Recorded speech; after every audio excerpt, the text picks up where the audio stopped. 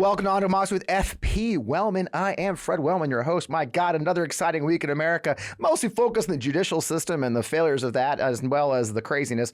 As we speak, a massive hurricane, of course, came ashore in Florida, which has forced Ron DeSantis to go back to the state. He nominally governs, pretend he's the governor for a few days. Also, at the horrible shooting, which I'm sure we'll talk about, his welcome home has been anything but welcome. It's just a lot to talk about this week. So, let's just get right to it.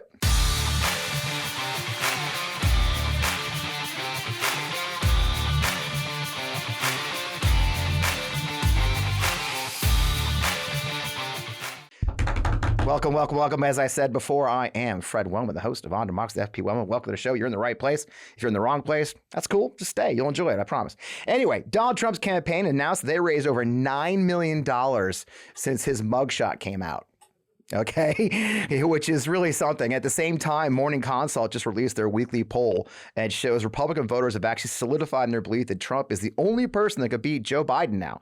They found that 62% of Republican potential primary voters believe that he is the best chance they've got to beat Joe Biden. That's up 9% since they last asked that question. It's the highest they've had since they started asking that question back in April of this year.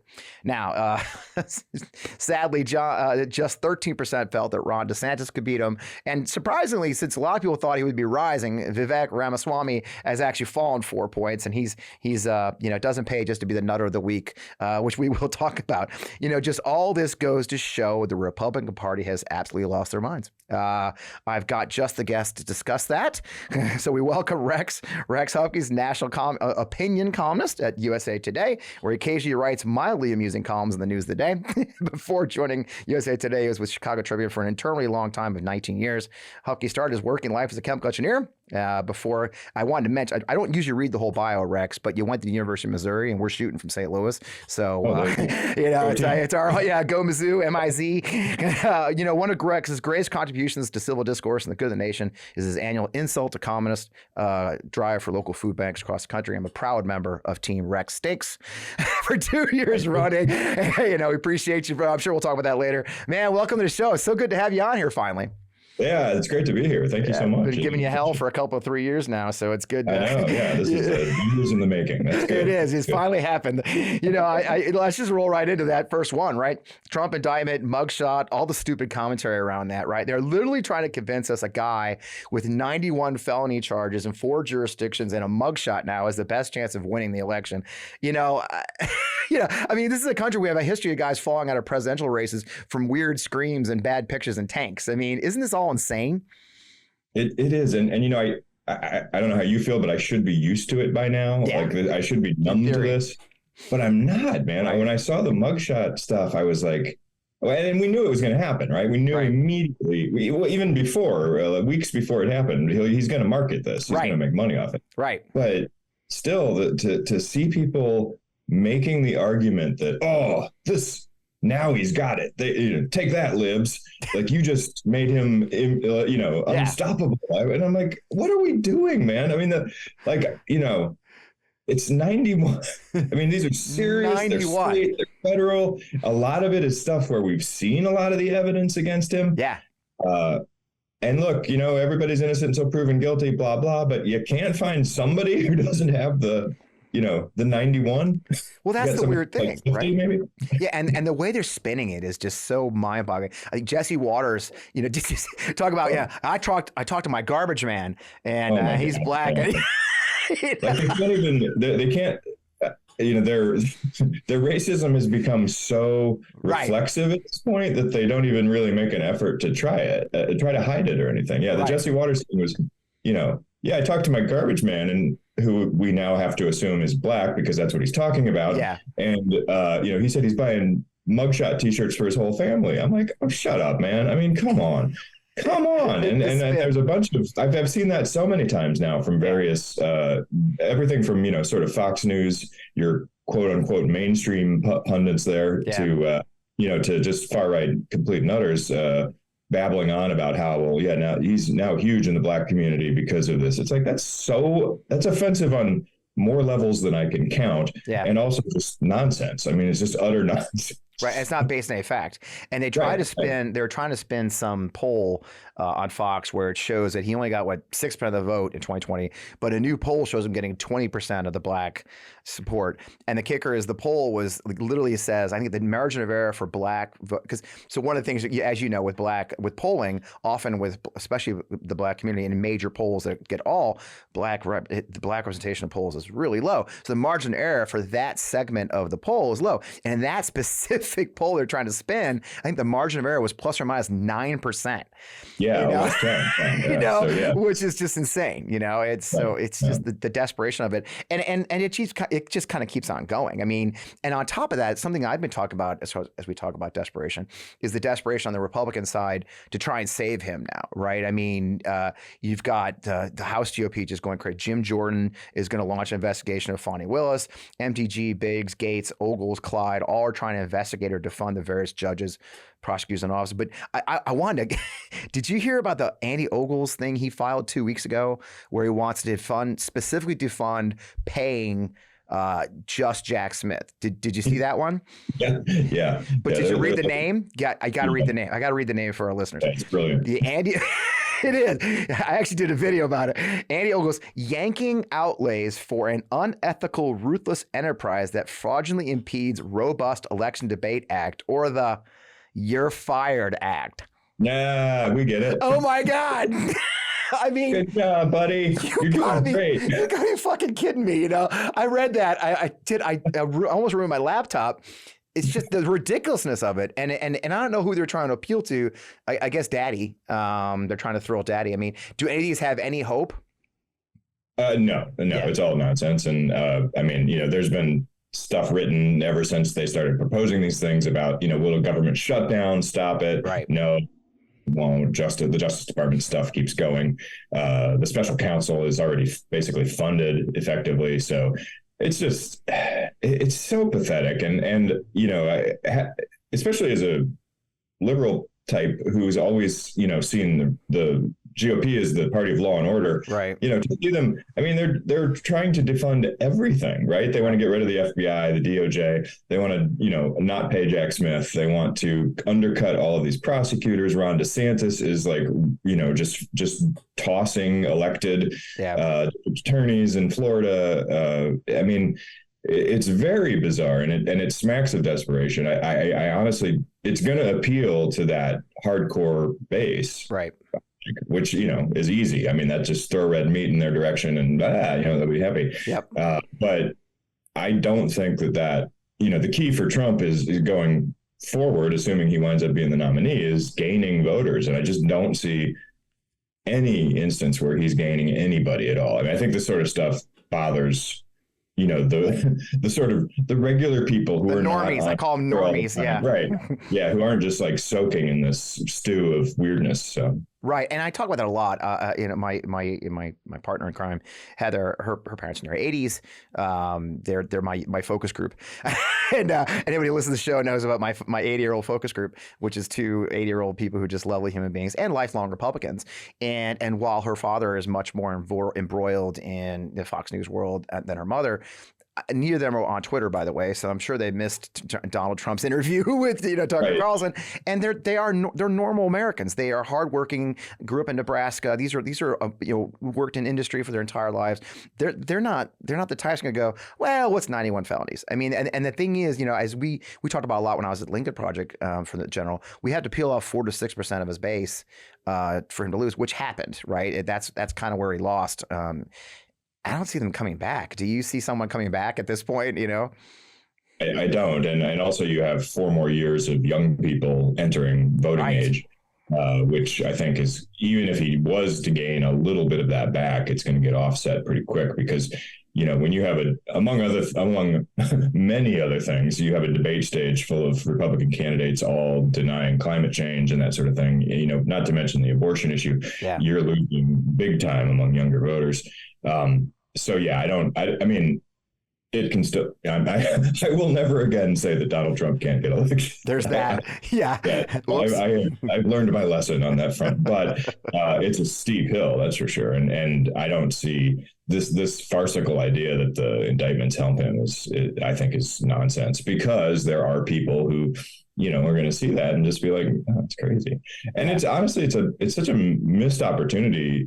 I know we've been saying this forever, but if the Republicans just cut him loose, I mean, I realize they have that base that they're going to lose, but they have such an opportunity right now because, like it or not, Biden is, he's gettable, right? If you're the Republican Party and you have a strong candidate, you could certainly put up more than a good fight, I think, against Joe Biden, whether that's, should be the case or shouldn't be the case or whatever, but it's the truth. So if you had like a, normal candidate, basically, who wasn't spewing just weirdo nonsense and getting, mugshots taken every other week or whatever, you probably stand a pretty solid chance. Yeah. But the way this is going, nothing's impossible, but they sure are going to make it hard, So. Well, that's it. And we talk about that a lot is the number of opportunities they've had to cut him loose, right? They had impeachment, there's been opportunity after, and I think for me, I always look at one of those key moments was McCarthy going down to Mar-a-Lago after January 6th, just 3 weeks later, right? It was really sort of and I would love to get the inside story of that someday, what led to that decision per se. It'd be interesting to know. Obviously the hunger for being House Speaker someday, but it was just a weird. That seems like when everybody's like, okay, we got this. I don't know if he made a deal. Have you ever heard any? I mean, I always point to that as the moment, don't you? I think you're absolutely right. Yeah, that was kind of a bend the knee sort of thing, and that was the impeachments would have been great, but absent the impeachments. I love peaches. Yes, you could have,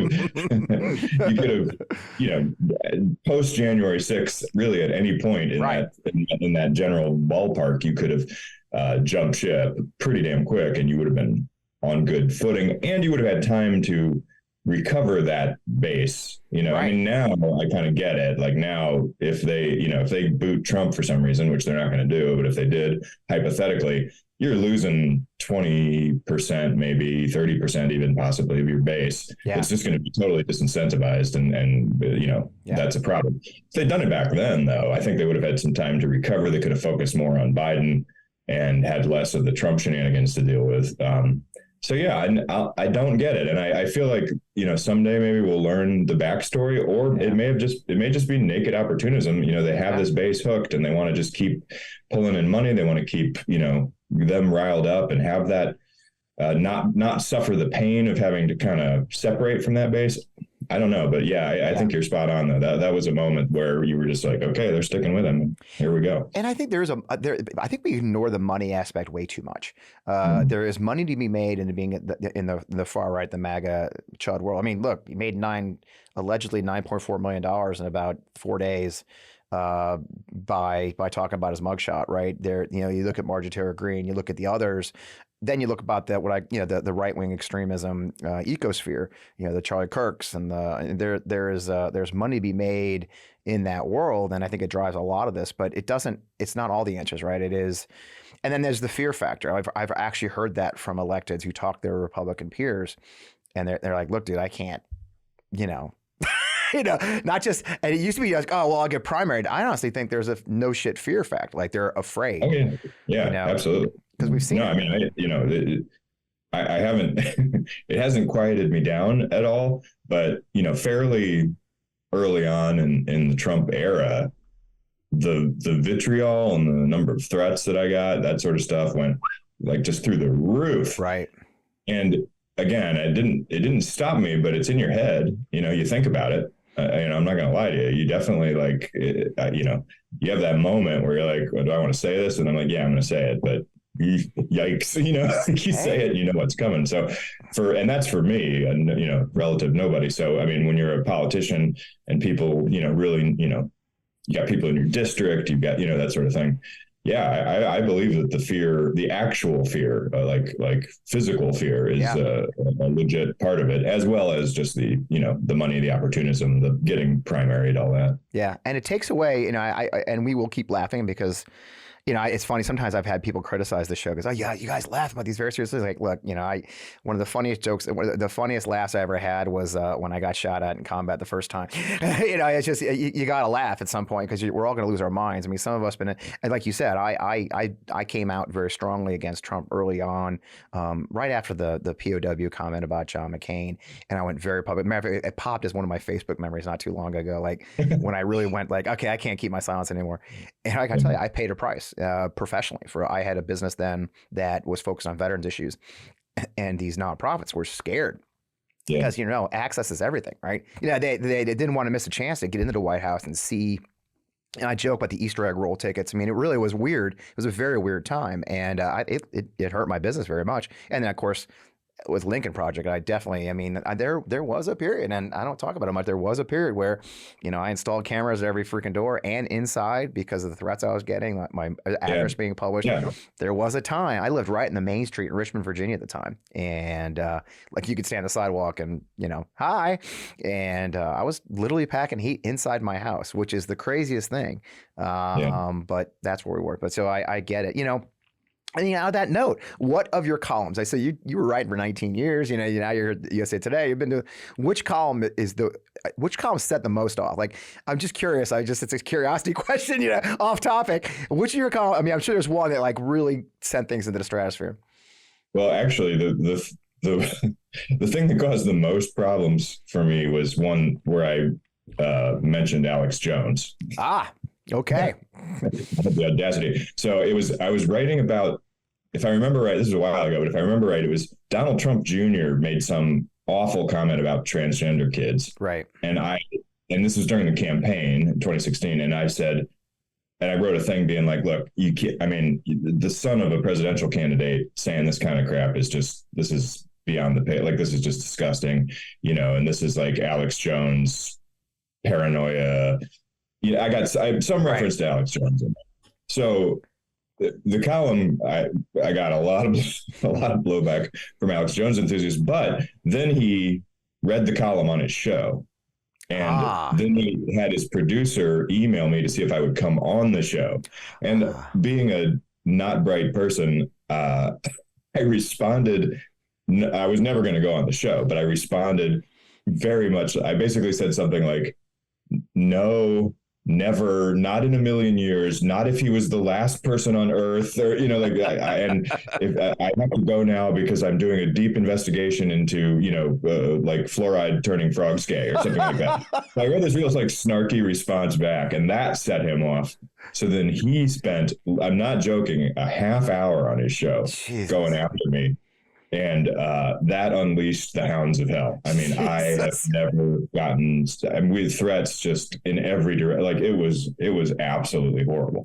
So that's probably the one that caused me the most problems. I mean, the Trump stuff, it always, triggers a certain number of people. Right. But that one, man, wow.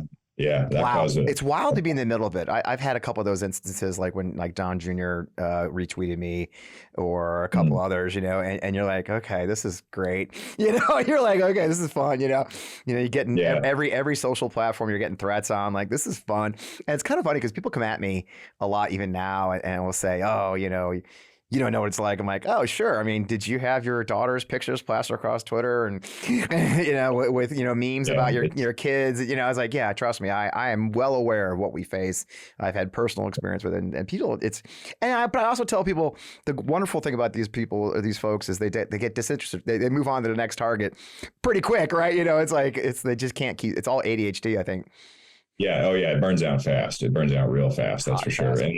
And going back to what you said about laughing about things, I mean, one of the reasons that I oftentimes use a lot of satire in what I write about this sort of stuff is because, frankly, it deserves to be ridiculed. It deserves to be lampooned and made fun of. Right. And that drives. I mean, that's part of the reason that I think I dealt with a lot of blowback, is because it really pisses people off when you are not just writing critically about something that Trump did or the Trump supporters are doing or whatever, but you're actually making fun of them. Right. Then they really get burned. So, yeah. But tough luck. I mean, Trump is I will never apologize for, ridiculing someone who has just made a mockery of our democracy and actually tried to, overturn our debate. So I think that I always say, I started saying, and somebody, I can't take credit for this. Somebody else might have used this before I did, but I said, make stupidity embarrassing again. Because that, to me, that's a big part of the problem. Like, you see people stand up and say things that are utterly inane, like just not like Marjorie Taylor Greene and Vivek Ramaswamy, for that matter, during the debate at times, and just stuff that's just patently false. It's just nonsense. And I'm like, you should feel embarrassed, right? There was a time when being dumb publicly was embarrassing, right? When you said something potato so or stupid. Potato, right? Right. The people are like, well, that's just, what's wrong with you? That's embarrassing. And we've just lost that. And I will certainly do everything I can to bring it back, because I think that is a powerful tool. It's hard nowadays to make anybody feel bad about that, because they're so narcissistic and they've lost sort of any sense of, integrity or shame or whatever. But we keep trying. Well, that's it. And we know it makes them crazy. I mean, look, the oldest rule in the world is the way to get to a bully is to mock them. The whole point of a bully is to feel, like they're stronger, they're tougher. And you can yell at them all day. You can try and be tougher. But in the end, if you just laugh at them, again, going back to my experience with LP, people always tell me, well, you don't understand what the secret LP was. Like, yeah, I do. The secret was we mocked the guy and made him freaking crazy. And that's where that special gift of Rick Wilson, especially, is that he's very good at getting inside that bully head. And DeSantis is the same way. Look at DeSantis. Look how DeSantis reacts to being mocked. It makes him insane. I know for a fact that every time we run a meme of him in his little cute white boots, it makes him just absolutely nuts. And I'll never get that. I guess this is a great place for a break. Let's take a quick sponsor break. We have a couple our friends at BetterHelp and Sugar and Spruce joined us this week. So let's hear from them. This episode of On Democracy is sponsored by our friends at BetterHelp. And you tell you what, it's the end of summer and life is picking up speed with school starting, election season beginning, and the sudden rush of the holidays is right around the corner. It's so easy to get caught up in what everyone else needs from you this time of year and never take a moment to think about yourself and what you need. I've always struggled this time of year. I'm not going to lie to you. It's the anniversary of some terrible losses in history. I'm a combat veteran. It's a changing season. So it's a tough time of year, even for guys like me. Because so many of us spend so much of our time working hard to keep up and giving to others, this time of year can leave you feeling frazzled, stretched thin, and burned out. I've found for years now that therapy can give you the tools to find more balance in your life, so you can keep supporting others without leaving yourself behind. In my own life, I've been fortunate to find therapy as helpful for learning positive coping skills and how to set boundaries and generally how to become the best version of yourself. Now, I want you to know that therapy isn't just for those who've experienced life difficulties or challenges. It is for everyone, because what you're going through every day, it matters.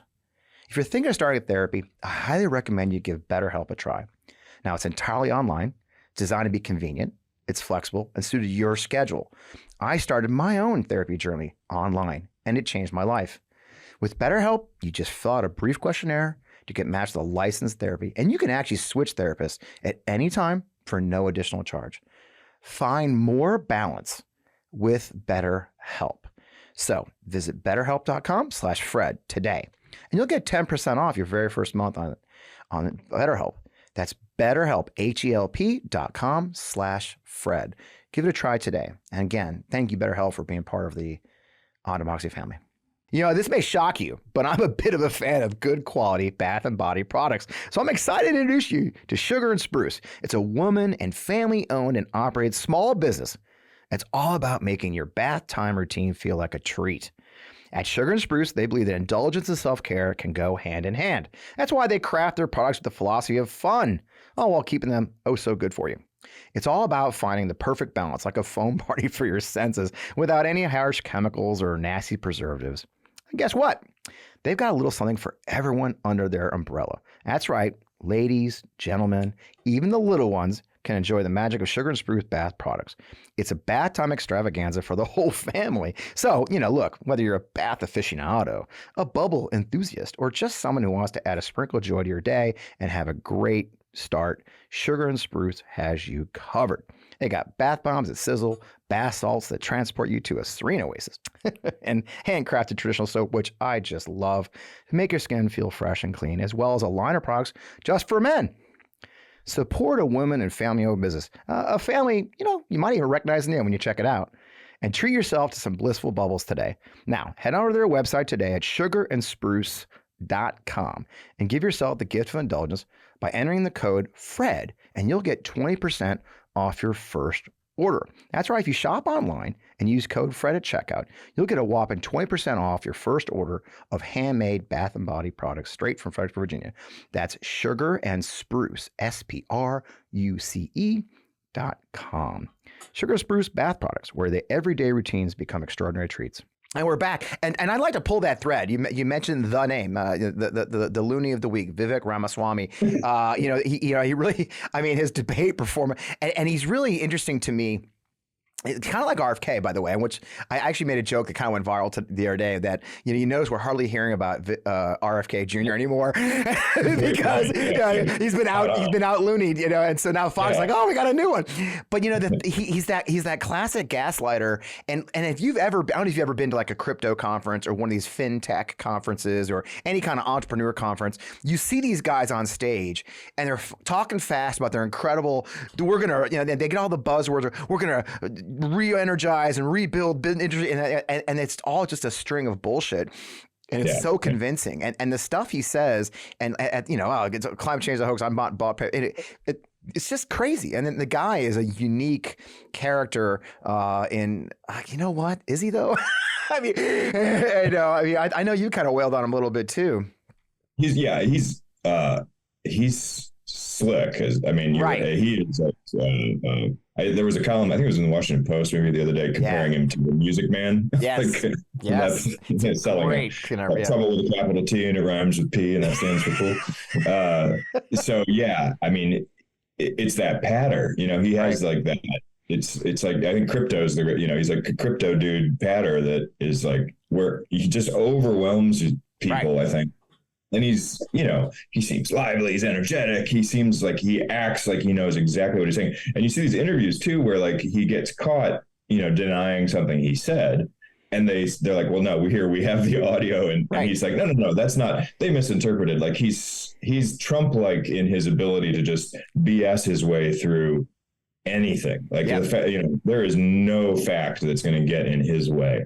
And that's tragically what a lot of the base wants right now, I think, because I think that's why they responded so well to him. Yeah. So he is right now. He's sort of Trump without the indictments or the name recognition, basically. But he's pulling off. And I saw yesterday, I think there was an interview where Trump was praising him. Yeah. Although I think it was Axios that had that said, Trump, it was basically suggesting like Trump would consider Ramaswamy for a VP spot. But the quote actually said something like, oh, he'll definitely be good at something. I don't see Trump taking somebody who could potentially overshadow him. Yeah. B, I don't know exactly where the evangelicals are going to go with Vivek. Personally, I think that's an issue that'll become more focused on if he continues to rise in the polls. Although he may not. He may also just peter out here, and DeSantis will be back at his tough 17% or whatever. He's definitely the flavor of the week with Fox. But it's interesting seeing Hannity. Hannity was kind of wailing on him, yesterday. He was like, literally is not what you said. Oh no, that's the mainstream media misinterpreted. Like, dude, literally these are your words. It's just I was surprised. I wonder if that was a Trump missive to try to knock him down a notch or something. Yeah, without him doing it. And I think there's a pattern though, Rex. I really do. I think there's a pattern where you'll see people who are coming up. DeSantis, that'd be an interesting one I'll have to look at. Is maybe you can't because you're a professional at this, but what is the arc of the attack, right? At first it's the surrogates like Hannity and others will start kind of bubbling, and then eventually he'll be Ramaswamy or Smarmy or whatever. There's an arc to it. DeSantis was getting knocked by people other than Trump before Trump rolled in with Meatball Ron.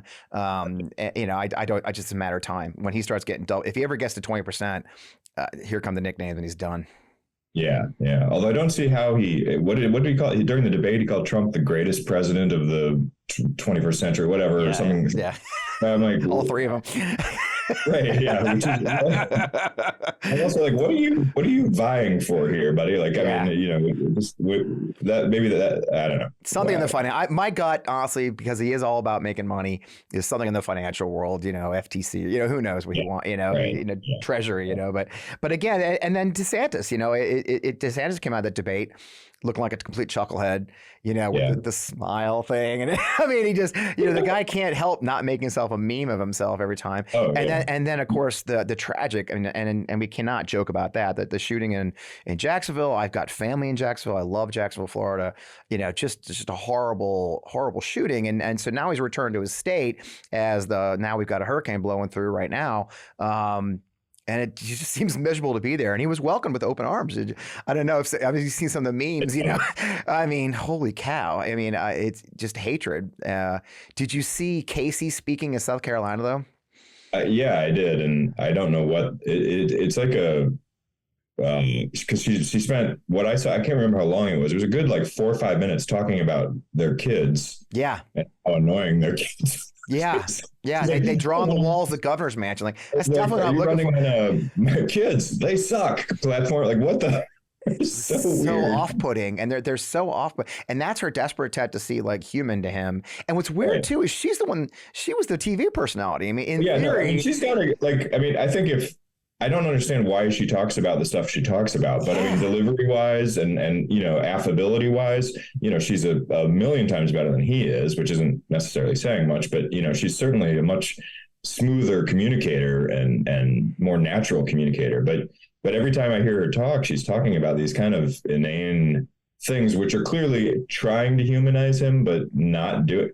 Right. I just don't know I'm still convinced that it's all a bunch of Trump plants that are advising them, because I could, as a liberal, I could go in and advise them better than anybody else. I swear to God, I've said almost the exact same thing. It's just so bad. That would just be because I feel sorry, but I have some empathy. I'd be like, oh, maybe don't do that. Well, what's funny too is the Never Back Down PAC leaked all their stuff on Jeff Rowe's website, and that's why I think it was a leak. By the way, if it was meant to be seen, it would have come from the PAC's website, but it ended up on Axiom Strategy's website in their news section, which is the craziest thing I've ever seen in my life. And then a lot of us mocked just how bad their suggestions were. By the way, their strategy: slam Vivek and do this, do that, and he didn't do any of that. But shit, man, he should have at least done. I mean, his actual strategy was even worse than the bad strategy that Jeff Rowe floated out on the internet. I don't know what his strategy was at that damn thing. Do you? Yeah, because he just basically disappeared. Yeah. And there was nothing. There were stretches of that where I was just like, oh yeah, fair around it, because I thought he'd either they'd coach him up well enough that he'd actually come out quasi-strong. I don't think he's capable of being particularly good, but I thought he could pull off a solid performance if he was coached well enough. But no, he just sort of vanished. And then when he did talk, it was the same crap. And and then he's so squirmy and I mean, I grew up in Florida, so I've paid attention to him, since before the presidential stuff really even became a thing. And I've always said, oh God, you put this guy on a national stage, people are going to hate him. I mean, he's so unlikable. He's so uncomfortable. Yeah. And politics aside, obviously I can't stand his politics in any way, shape or form, but setting all that aside, just person. I mean, look, we had, John Kerry was a terrible, he was just not personable. Yeah. He was aloof and, that sort of thing. Some candidates just don't have it, and boy, does he not have it. And it's just gotten worse. Really, I mean, he's just melted and under the spot. So. And somebody predicted it. That's sad. So sad. Yeah. Somebody predicted it. We had Michael Steele on the show last year, and he said, and then RNC chairman, and of course I'm friends with Rick Wilson, and anybody who's followed him, like you, it's so often I hear people who've followed Florida politics, followed him, say, oh no, he's toast. The minute he comes out, because many things you need. First of all, you need a bigger campaign staff. I mean, the fact that you fired a person who actually has run a campaign and hired his chief of staff, who's never run a political campaign to be a presidential campaign. I mean, that one kind of got blown off in the news cycle, but he literally put a guy in charge of the literally peak of a professional campaign advisor person, anybody, the peak of their career is the presidential campaign. And he literally put some dude who he just has to be his chief of staff in charge of an entire presidential campaign. And it's just, and that was what Michael Steele was saying, is that he's got a very, very small circle. It's Casey, it's Christina Pushaw, it's a couple others. And to obviously run a successful presidential campaign, you got to expand your circle. And they predicted it then that he would, and here we are. And he did exactly what everyone predicted, which is weird because you think they'd at least read that. No, but you're right. He just doesn't seem capable of really changing in any way. He's, like you said, people's like, it's like, what is it? Men in Black, he's wearing a human suit, I don't know what. There's a real arrogance about him and about that whole campaign. Yeah.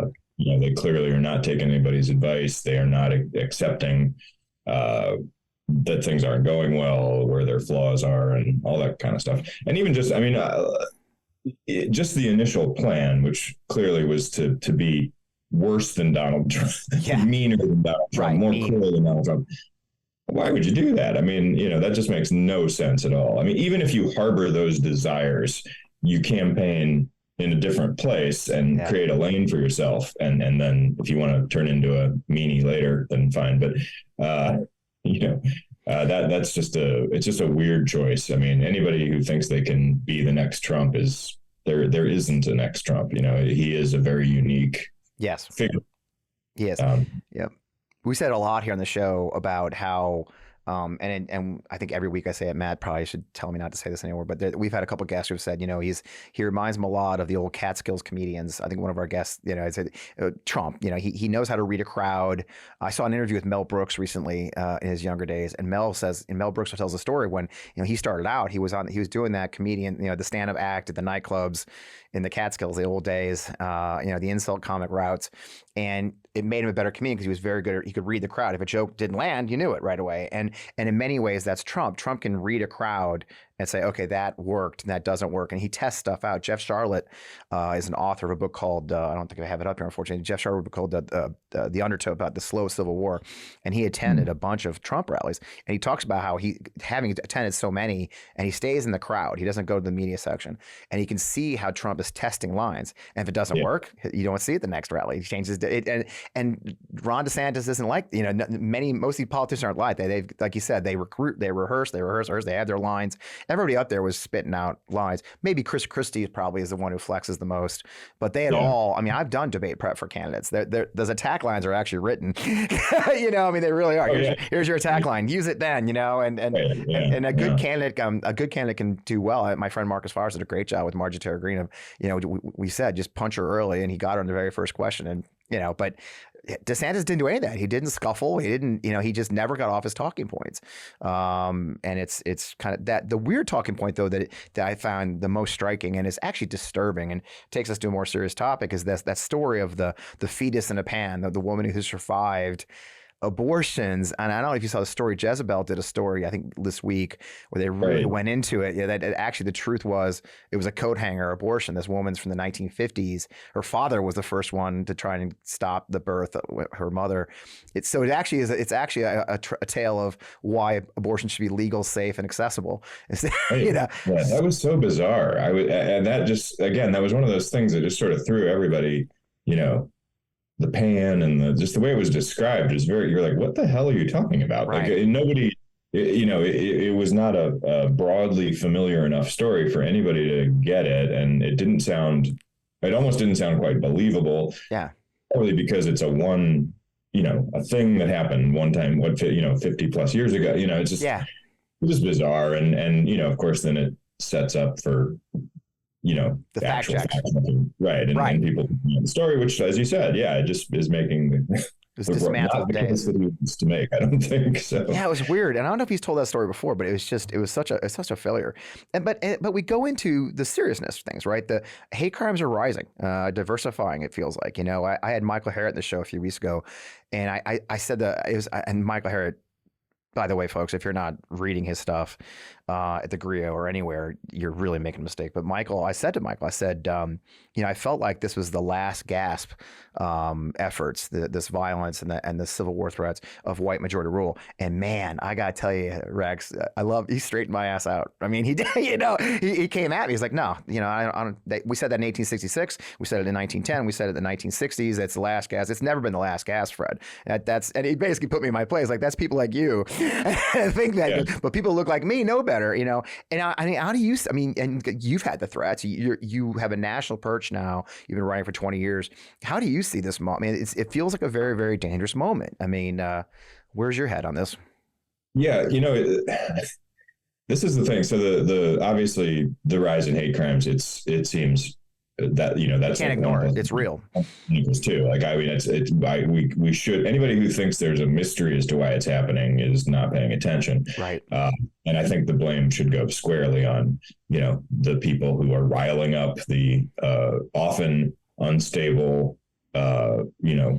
people who have the potential to do those sorts of things. Yeah. The thing that I think is, the Civil War talk, I kind of get a kick. Who was it? Steve Deese, that Iowa. I don't know if he's actually a pastor, but he's like a right wing. Yeah. He has a radio show, doesn't he? Yeah. And I was super influential in Iowa. Yeah. The other day he tweeted Civil War. And I'm like, you know what? Guess what, buddy? I mean, and you served in the military. I mean, like, good luck with a bunch of Billy Bobs out there, and then a military that can go boop on a drone, and I mean, it's just, the whole thing is preposterous, right? Right. It doesn't mean it's not concerning, but it's preposterous. Right. And the thing that I always think about, I was real involved when I was with the Associated Press in Indiana. I covered the execution of Timothy McVeigh. Oh wow! In Terre Haute.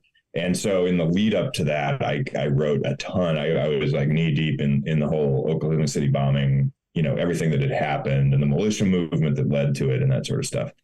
And the thing that I think should be troubling, I mean, any hate crime is, of course, troubling on its own. Yeah. But, the biggest fear we have outside of like the Civil War talk and stuff is just a lone wolf, because that's what McVeigh was. I mean, right. The militias were on the radar big time, but nobody saw McVeigh, really. I mean, he was maybe known as a little sort of off figure that whatever, he blipped somewhere, but nothing serious. So, I mean, I think that, you don't need a civil war, right? You need one completely out of their mind person, who, again, like McVeigh, is capable of actually doing something like horrible, like what he did. And that's, that's where I think the fear should be. The Civil War talk is almost a distraction from the fact that you have an entire political party that is basically fomenting distrust in the government. Yeah. Is creating division along racial lines, obviously. And just, creating a awful situation right now. It's an environment. It's like somebody released gas, and all it takes is a strike of a match. Yeah. I was following a story yesterday. I don't know if you saw this story this week in Oklahoma, where a librarian did a funny TikTok of her. Oh my God, did you see that? Yeah. She dances in, says, "Oh, here's me getting ready to do my woke agenda." Ha ha ha. Gets picked up, of course, by libs of TikTok, and then the actual head of education of the state of Oklahoma reposts it. And they've had to shut down schools all week because bomb threats across Oklahoma City or Tulsa, I think it was, just insanity. And it's just insane. And I'll tell you something, and I am an Iraq veteran. I did 3 combat tours, and I was there at the very beginning when the war started. I was part of the invasion in 2003 at the 101st Airborne. I was there when the first bomb started going off. I was there the first time my base got rocketed. I'm literally talking to my wife at the time on the phone, and I hear the rockets that were marching in. There was the first time they used them, so they were trying to find out where we were. And I'm literally talking to my wife, like, gotta go. She's like, well, we were actually fighting, believe it or not, but we're divorced now, go figure. And we were fighting, and she's like, I said, look, I gotta go. She's like, oh, you don't want to talk? No, I gotta go hide because we're being rocketed, So I've been there, sorry, I gotta go hide under my desk because I'm about to get freaking bombed. But I saw it develop, and you're right. The thing I think a lot of people make the mistake of thinking is that a civil war will look like 1861, and it will not. No states are going to secede. What it is going to look like Iraq in 2003, 2004, where a couple people started grabbing guns and decided to take matters in their own hands, and essentially an insurgency. You can call it what you want. The difference between an insurgency and a civil war is how you define the insurgent, in my humble opinion, and their goals. I think that's what we should really be afraid of, is an insurgency. And what scares me is the inability of our government to actually investigate those insurgents, because the Republican Party stops it. I mean, we literally just had Tommy Tuberville say, "Oh, there's no white nationalists in the military. I call those Americans." No, we got no shit white nationalists in the military, and they're actually hurting people. When you've got a United States Marine Corps major indicted for January 6th because he pushed a police officer out of the way and opened the door in the Capitol, an active duty United States Marine Corps field grade officer with like 13 years in the military from Quantico Marine Corps Base made his way to the U.S. Capitol and assaulted a police officer. That worries me. Yeah, it's pretty striking. Yeah, no, I agree, and I just, you know, how we bring the temperature down again, right, because again, it's not like there's a few squawkers out there making it's not like an Alex Jones type and a couple others who are causing problems. It is quite literally an entire political party that is, and I realize that's roping in some people who aren't doing anything. Sure. Apologies to them, but they're also not doing enough to stand up to the ones who are doing this stuff, right? Like Marjorie Taylor Greene has no business being anywhere where she has any power. No. You know, who was it you mentioned before? Ogle, I think. Yeah, you know, Andy Ogles and yeah. I mean, there's a bunch of there's a bunch of people in there who are wreaking havoc on our democracy, basically, in various ways, and they are again sowing distrust, which is a big problem. They are making people, oftentimes people who already feel helpless, feel even more helpless by suggesting that the current administration is completely corrupt and a criminal enterprise and blah, blah, blah. All of these things compound, and they create that sort of, you know, secret sauce. So whoever in the Republican Party, and there are certainly some who are still, you know, actual conservatives and believe in things that, you know, that would traditionally believe in and whatnot. I am sorry to lump you in, but you have to take control of that. I can't do it. Nobody else can do it. The party needs to rein itself in, because it is creating a very toxic situation that is allowing everything from hate crimes to January 6th to, you know, God knows what else to happen. And it's dangerous. It is real dangerous. Yeah. A democracy won't survive. And that should scare everybody. And look, I compare it a lot to 1930s. You know, everybody goes, oh, it's actually the 1920s, right? It's the lead up to 1930s before Hitler took power. What they did was they fomented hatred. They fomented violence in the streets. They had the brown shirts fighting the Bolsheviks in the streets. And they turned around and said, look at this violence. Oh my God, we can solve that. You know, it's like I can't help but hear the echoes and see the echoes today, where they're inciting the violence, they're encouraging the violence, and then turn around and say, look at the violence.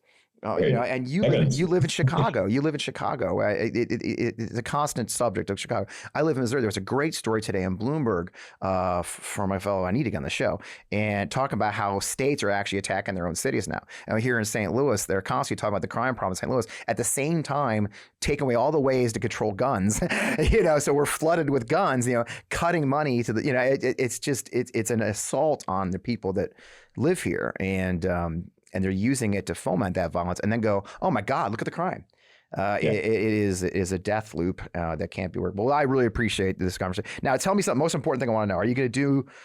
So those, as I mentioned quickly in the biography, I know I talk fast. So one of the things I love about what you do, Rex, is your annual Insult-a-Columnist. So for those who aren't familiar, for many years, Rex took it upon himself to raise money for a food bank in Chicago, and now he's a national reporter at USA Today. I believe you've taken it national for opportunities. Are you going to be doing that again this year?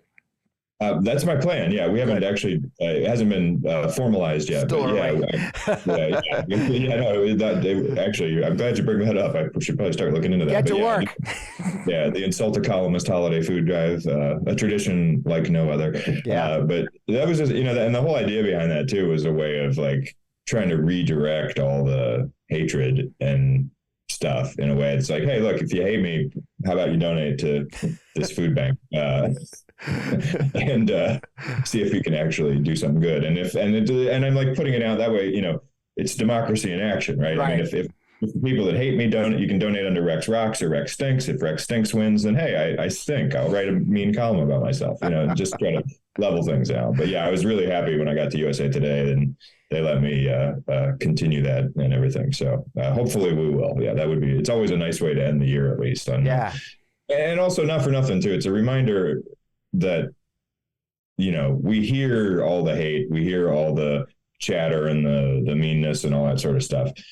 But despite it all, I do still truly believe that there are way more good people out there, than unhinged people. And even if they disagree, and even if they, have some beliefs, political or otherwise, that I don't, align with, you will still see people who will, when they see someone having a hard time, they will do what they can to try to help and stuff. And that is a good thing. I mean, because if we don't stay somewhat anchored to a belief that there's general goodness, right, then we're really screwed. So so I do like to do that, and USA Today has been cool about it, and so hopefully we'll come around again. I love it. I look forward to anything I can do to help. As always, I'll definitely push it out to our incredible family. The MeidasTouch family especially is incredibly supportive, and it's funny what you say about the goodness. I've had like a couple of, I always have negative comments in the show, and people don't realize that I go into the replies. I'm a glutton for punishment, and the lovely thing about being a MeidasTouch network is there's very few really horrible. It's just a really lovely place to be, and somebody recently said something like, the anchor of this show is just kind of nuts, right? Or something. It was pretty funny, and I said, name's Fred, good to meet you, and the person, instead of getting mad about it, I kind of laughed about it, but he came back with the most lovely note, like, hey dude, I'm so sorry, I just had a really bad morning. I'm a big fan of your work. I'm like, bro, I get it. I've had, you weren't inaccurate. I am kind of crazy. So, you're right. We have our disagreements and we can say things. And if you take it, I've had so many conversations. Like, I had a young man during the heat of those things send me the most nasty. And he was a kid, like 20 or 18, nastiest Facebook message. And I said, okay, hold on, dude. You're a kid. Where are you getting this from? And I did. I said, you're just like 18 or 19. You're in high school, right? And he was. Well, I just hate what you stand for. Like, well, what is it that you hate? And we literally had the most, honest to God, in the end, we had this wonderful exchange. And my partner thought I was crazy at the time, but I was like, we have to have these conversations. We're going to have to figure it out that you and I are not these cartoon personas. We are humans, that we have feelings, we get hurt, and so do our opponents sometimes. That's why I never use the term enemy. I try to stick to the old timey, my opponent, because we're still Americans. And in the end, we're going to have to figure out a way to get along. We're going to have to find a way to sit at the football field and have conversations again that don't involve Donald Trump or anything else. And so when I was circling back to the point, I love what you're doing. I love that you do that. And again, if I can help in any way, I'm happy to do so. So where can people find your witty repertoire and your award-winning writing? I'm a opinion columnist at USA Today. So usatoday.com / Rex Huppke is pretty much where everything's warehoused. I have my Facebook page is facebook.com / Rex is a jerk, because that seemed appropriate, and works. Just Rex Huppke on Twitter, which I will never call anything but Twitter, and all the other Blue Sky, Holler, Threads, the 70,000 other social media sites that we've had to create while Elon Musk ruins Twitter. Yes, he does. Yeah. Well, good. I'm so glad. Well, everybody's got to follow you. I appreciate your time. Thanks for joining the show. I've been wanting to have you on forever. Keep what you're doing and keep a sense of humor about it. We appreciate it. Yeah, you too, man. Thanks for everything you do. And it's great to be able to talk to you finally and stuff. Indeed. All right. Talk to you soon. All right, take care. Bye. Man, what a great conversation. You just got to laugh. That's probably the title of the episode, Matt. You just got to laugh because what else can you do? At some point, you've got to accept that we live in a crazy time, and you have to mock bullies, and you have to accept what we've said. There's real serious issues in our country right now. I'll talk about a lot, but I will say this, and I say it again and again and again. We are winning. You see people like Rex and others doing these good things, and you see the good people in our country who get it right.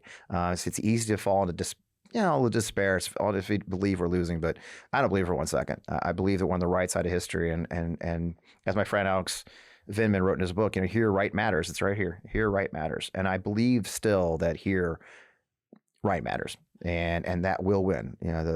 We will win because we're doing the right thing, and It'll take some time. It'll be a battle, and we're in the middle of it, but we'll get there. Man, as you know, I'm the national chairman of the Forgotten Democrats. We've had some really wonderful town halls recently. I'd love you to check out the Forgotten Democrats, forgottendemocrats.org. What we're doing is very simple. We're raising money through your monthly donations where you actually join the organization. Now, look, this isn't like your typical where you just give a donation and they forget about you. The reason we use the model we do, where you donate monthly a small amount, hopefully, or if a big amount would be great, is because you're actually become a member of the community. You'll have exclusive access to, we'll have town halls just for members. We'll have opportunities for members to participate in supporting our candidates, and the money goes directly to candidates. It's not like other where we just like write a small check for $3,300. No, because of our FEC earmark, we actually distribute this money in large amounts. And until your specific money goes to one candidate to the tune of a max out, otherwise it's maybe you're giving $1 a month to one candidate spread across a dozen or more candidates. It's a very unique model. There's nothing else like it at the national level, and I would love you to check it out. It says forgottendemocrats.org. I'm very proud to be the national chairman and be part of that. As always, our goal here, oh, by the way, I forgot, an easy way to join, almost forgot, Matt, is just text Fred to 33777. That's 33777. Just text Fred. You join our email list. You find out what we're doing. Super, super, super easy. In the meantime, please join us. Our Substack community is growing. It's fpwellman@substack.com, as well as all the places you can find us. FP Wellman Official on Threads, which is growing. I'm loving Threads. I got a desktop app now. I'm using it. I've got FP Wellman Official on Instagram. I'm having a lot of fun there as well. I hope you join us there. FP Wellman, I'm still on Twitter. I'm not going anywhere anytime soon. It's still where a lot of my friends and frankly our foils exist as well. I can't beat up on Jenna Ellis anywhere else, and so I'm still with Threads or Twitter. You'll find On Democracy Pod at the On Democracy Pod YouTube channel, as well as on Twitter. And of course, we would love for you to go to Apple or Spotify, download us audibly, leave a like, leave a review. We love hearing from you. And as always, if you're a MeidasTouch Mighty, the Meidas Mighty, and you're watching the show on Friday night or over the weekend or anytime you're watching, please leave a comment. I try to wade in. I usually stay up on Friday night and watch the show as it rolls out and reply to your comments as they're rolling. So say hi and be sure to join us whenever you can. Thank you to our great sponsors this week, BetterHelp and I'll tell you right now, I believe in therapy. I think BetterHelp's a great model. That's where I started, was online therapy. It's a great place to get comfortable with being comfortable with therapy and having it easy and accessible. So please check out BetterHelp. I would love you to check out Sugar and Spruce. Sugar and Spruce is a lovely small business company located in Fredericksburg, Virginia. It makes handmade bath products, most by hand, women-owned, family-owned, and frankly, you might as well know it. It's my family. It's my daughter, my ex-wife, and they run that thing, and it's a lovely little business that I used to sell soap at. So if you could check them out at sugarandspruce.com, that'd be great.